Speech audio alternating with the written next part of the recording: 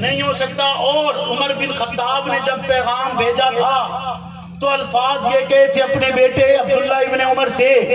کہ ماں سے جا کر یہ کہنا عمر بن خطاب کہتا ہے، یہ مت کہنا امیر المومنین کہتا ہے، یہ مت کہنا امیر المومنین کہتا ہے، ماں سے کہنا عمر بن خطاب کہتا ہے۔ اور پھر جب ماں نے اجازت دی،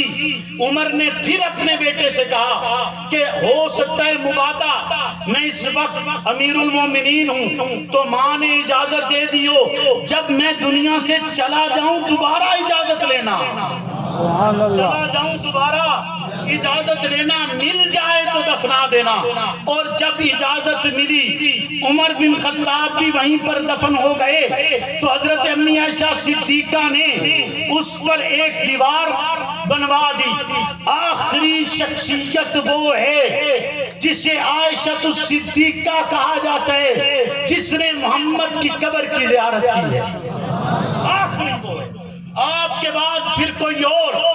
آپ کی قبر تک نہیں جا سکا۔ دیوار بن گئی، ذرا توجہ کر، 5 میٹر چوڑا 6 میٹر لمبا کمرہ ہوئے، اور اس کمرے دے وچ 6 دن قبرامی ہوئے، پھر اس دے وچ دیوار ہو جاوے، باقی تھار کتنی بچ دیئے، اور اس بچی ہوئی تھار دے اٹھے عائشہ صدیقہ نے زندگی دے 47 سال گزارے۔ سبحان اللہ، 47 سال عائشہ صدیقہ نے اسی حجرے میں گزار چھوڑے۔ وہ چاہتی تو محلات نہیں بن سکتے تھے، چاہتی اس کے لیے مال و دولت تو نہیں اکٹھا ہو سکتا تھا، ہو سکتا تھا اور ہوا لاکھوں درہم روزانہ کی بنیاد پر عائشہ صدیقہ کی قدموں میں مارے جاتے تھے، اور عائشہ صدیقہ طلوع فجر سے لے کر غروب آفتاب تک رب کی راہ میں لٹا دیا کرتی، حتیٰ کہ اتنا بھی باقی نہ بچتا کہ اپنا روزہ افطار کرنے کے لیے بھی کچھ پیچھے بچا لیتی۔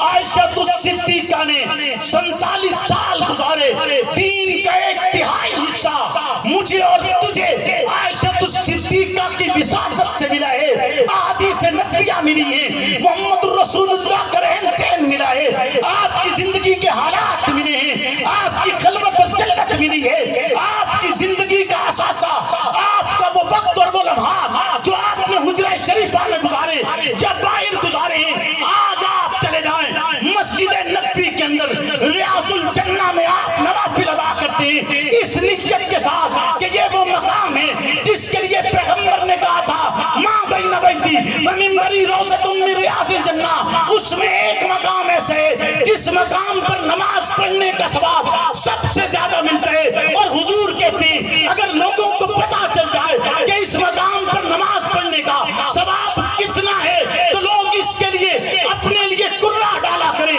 محنت اور کوشش کیا کریں۔ اس مقام کی اطلاع ایک ہی خاتون تھی جس کو تھی اور اس نے بتلائی، اور آج بھی اس مقام کو اور اس پر موجود اس پلر کو کہا جاتا ہے سوانہ عائشہ، یعنی وہ پلر جو عائشہ صدیقہ کے نام سے منسوب ہے، وہاں نماز پڑھنے کا ثواب باقی ساری نمازیں پڑھنے سے زیادہ ملتا ہے۔ یعنی مسجد نبوی بھی ہو، 50,000 نمازوں کا ثواب بھی ہو، پھر اس میں ریاض الجنہ بھی ہو، پھر اس ریاض الجنہ میں ایک مقام ایسا بھی ہو کہ اگر لوگوں کو پتا چلے اور اتنا ثواب ملے کہ زمین اور آسمان برابر ہو جائیں، اتنا ثواب ملے جیسا کسی اور شے کا نہ ملتا ہو، اس مقام کو عائشہ صدیقہ کے نام سے منسوب کیا جاتا ہے، چونکہ اس کی اطلاع بھی عائشہ صدیقہ نے دی ہے۔ زندگی کے 47 سال محمد سے وفا کرتے ہوئے آپ کے حجرہ میں گزار چھوڑے، اس امی کی عفت کے لیے،